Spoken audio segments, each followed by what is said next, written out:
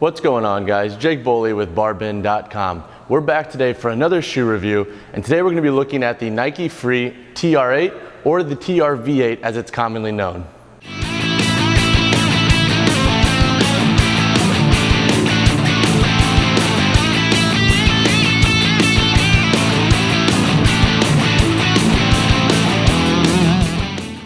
So in today's Nike Free TR-V8 shoe review, we're going to be looking at the pros, cons, and construction that come along with this model, along with the price. At first look, it looks just like the Nike Free X Metcon model, but there are some stark differences, and now let's dive into those within the construction. All right, so now let's talk construction of the Nike Free TR-V8. We're going to work from the toe to the heel, so now let's start. The upper shoe material up here is like a double layered. It's a little bit thicker than what you might find on the Nike Free X Metcon. There's a little bit less give to it. I think that'll be good for anything like prolonged running. If we look to the midsole, the upper shoe material up here comes up a little bit higher on the toe. That could be good for doing things like box jump burpees where you're gonna be dragging the toe on the ground and resisting early wear and tear. So you're not gonna have that lip kind of coming off like some running shoes or other tennis shoe models can have. On the top of the shoe material, there's these bumps. They feel to be like a leather, kind of like a TPU-esque material. I think that could be good for resisting abrasion from rope climbs and other stuff that you're gonna be dragging the toe on. If we look at the midsole on the forefoot, there are flex grooves here. They're designed to go with the foot and feel like a natural moving material. And the midsole is foam, so it does compress a little bit, as you can see. Working up to the midfoot, we have 5 eyelets going up. 3 down here have the Nike Flywire, and you can see that that has a little bit of give to it, which is supposed to help the natural reaction of the shoe and kind of have the comfort and while pulling it tight.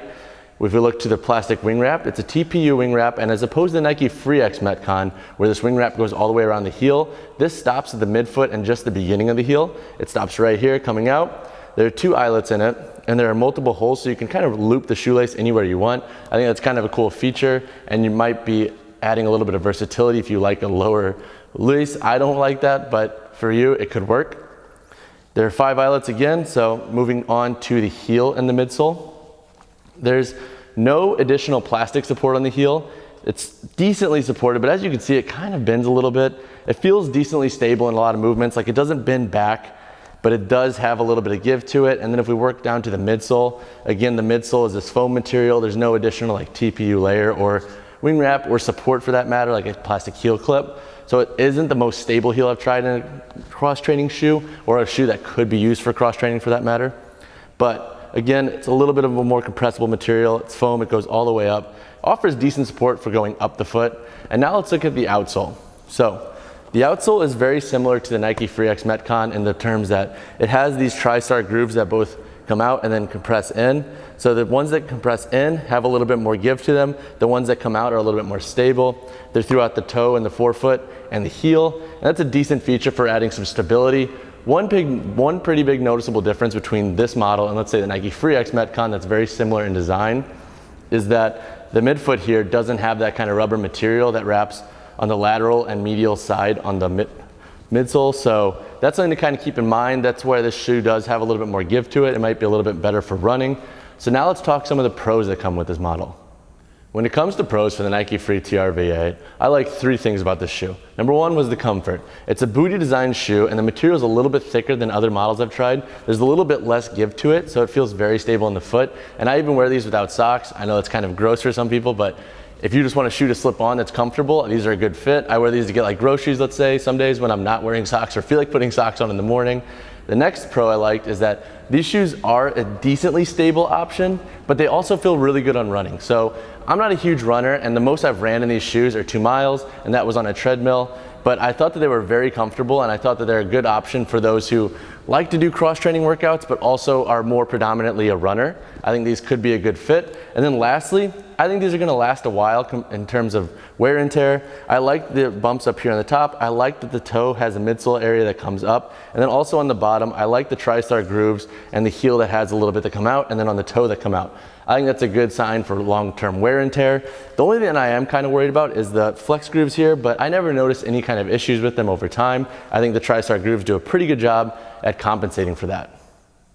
So when it comes to cons for the Nike Free TR-V8, I had two potential things that you should keep in mind before investing in this shoe. Number one, it's not the most stable cross-training shoe option. I repeat, it's not the most stable cross-training shoe option. So if you need something that's very stable for lifts, I would recommend looking into something like the Nike Metcon 4 or even maybe the Nike Free X Metcon. They have a design that's designed to support a lot of weight. These again are more of a hybrid model, and there's the foam midsole, so they're not going to be the best at supporting heavy loads. Number two, the lack of heel support. So the heels are pretty supportive, but as you can see, there's a little bit of give to them. So if you're somebody who really likes that heel that feels like it's grasping around and giving you a lot of support, so there's no lateral movement in, like, let's say a squat or any kind of Olympic lift, these might be an issue. But I thought the heel was decent at support, but it's not the best. So I have two potential cons. Aren't necessarily cons with the shoe itself, but what you're gonna be using the shoe for. So my biggest piece of advice is to keep in mind what you need the shoe for. If it's more of a predominant running focus or, like, let's say a more cardio-based workout, these shoes are good. But if you need a very stable option, these aren't gonna be your best bet. So now a quick note on sizing. I'm a size 10 foot, and it usually fits very true into most size 10 brands. So I'm gonna give you a little bit of context into where my foot's actually lying in the shoe. Up here on the toe, my big toe is right here. There's a little bit of extra room up here. So if you're worried about toe bunching, I don't think it's gonna be a huge issue for you. And I think that if you buy the true size, you should be okay. I don't think there's really a need to size down, especially if you're gonna be doing a lot of jumping and running movements. You kind of want a teeny bit of room up here just so you don't have constant jamming of the toe and, like, getting your, let's say, toenail kind of beat up. Also in terms of width, so there's a little bit of room right here, as you can see in the shoe, but all in all, I think it's a pretty good fit. It's pretty wide, so I can fully splay my toes. I'm spreading my toes right here, and I don't have any kind of restrictive feeling with the upper shoe material. So if you're looking to buy this shoe, I would say try to stick true to your size. If anything, you might size down a half size, but as you can see, there's not that much room, so I think you should be good with your original size. So now let's talk performance of the Nike Free TR-V8. For this review, I focused on two different categories. One, being like cross-training workouts for more compound movements or Olympic movements, and then two, the more cardio-focused workouts, so just pretty much running, doing different kinds of jumps and stuff like that. So in terms of cross-training workouts, I'd give this shoe about a 6.5, a 7 out of 10. It didn't compress incredibly much under the weight I used, but it was a little bit noticeable. So I worked up to 315 deadlifts in this because it is a more cardio focused shoe. I didn't want to go incredibly heavy, especially because it's not designed for that. So I wanted to test what a lot of athletes would be doing in, let's say, like a standard Metcon workout or a WOD, and 315 felt decent in these shoes. I did notice a tad bit of compression when I bounced on the shoe. I squatted around 225 for high rep sets, and they didn't feel incredibly uncomfortable for that. They held me pretty well, but again, I think without that lack of rubber material through the midfoot, going up the midsoles on the lateral and medial sides, it loses a little bit of that stability. Also, there's not that layer of TPU on the heel. So again, not the strongest shoe for compound movements or Olympic movements, but again, that's not what the shoe is designed to do. So it's kind of just take that with a grain of salt if you want to use this shoe for cardio focused workouts. This shoe performed pretty well. I'd give this an 8.5, almost maybe a 9 out of 10. But again, the most I ran in this was 2 miles. So if you're running more than 2 miles, you may want a more comfortable running focused shoe. But if you're let's say, I would say comfortably running 2 to 4 miles, I think this shoe could be a pretty good fit. I think the lack of extra TPU on the heel and the lack of rubber here on the midfoot can add a little bit of softness to the heel strike for repetitive bouts of running. This shoe felt pretty good on jumps. One issue that I did have with jumps with the shoe is that without that additional rubber material, I worry that if you're working out on a sweaty floor or wet surface, that maybe there's gonna be a little bit of slippage. I didn't notice any, but it is something to kind of keep in mind.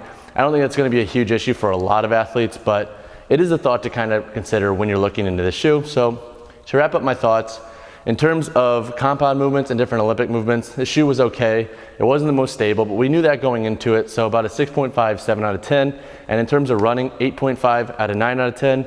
Again, if you want to really focus running shoe, so let's say you're doing half marathons, this may not be the best fit, but I think it's going to serve a lot of athletes pretty well. When it comes to price for the Nike TR-V8, you can expect to pay around $100. In terms of investing in shoes, I think it's a pretty good price. These are kind of a hybrid between a full running focus shoe and a full cross training shoe. And $100 isn't too terribly high for either of those. It's a hybrid shoe, so you can wear it to get a casual workout in or even go for a run. So for $100, I think it's a pretty fair price for what the shoe has to offer.